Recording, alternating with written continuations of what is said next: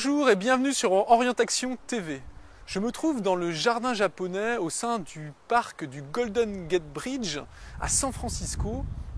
Et en cheminant au sein de ce parc extraordinaire avec ses arbres centenaires, ses petits ruisseaux, ses poissons, ses oiseaux, c'est vraiment un endroit magnifique, je vous le recommande si vous venez un jour à San Francisco.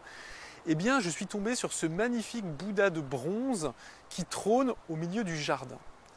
Et en voyant ce Bouddha, je me suis rappelé d'une histoire, une histoire qui, je pense, peut vous être utile pour mieux réussir et être plus heureux.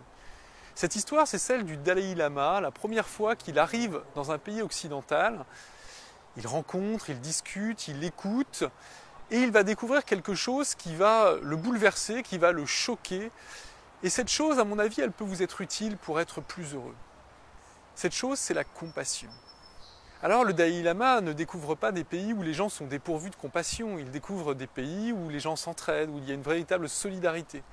Mais ce qu'il découvre de plus surprenant, c'est que les gens, par contre, s'ils éprouvent de la compassion vis-à-vis des autres, éprouvent trop peu souvent de la compassion vis-à-vis d'eux-mêmes.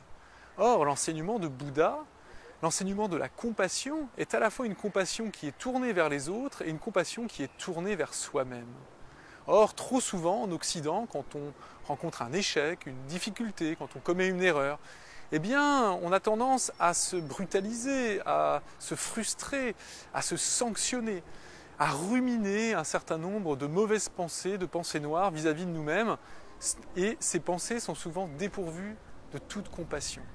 Alors souvenez-vous de cette histoire et la prochaine fois que vous rencontrez une difficulté, la prochaine fois que vous commettez une erreur, la prochaine fois que vous rencontrez un échec, eh bien, ayez de la compassion envers vous-même. Ayez autant de compassion envers vous-même que vous en auriez eu avec quelqu'un de fragile, de pauvre, qui serait en état de difficulté.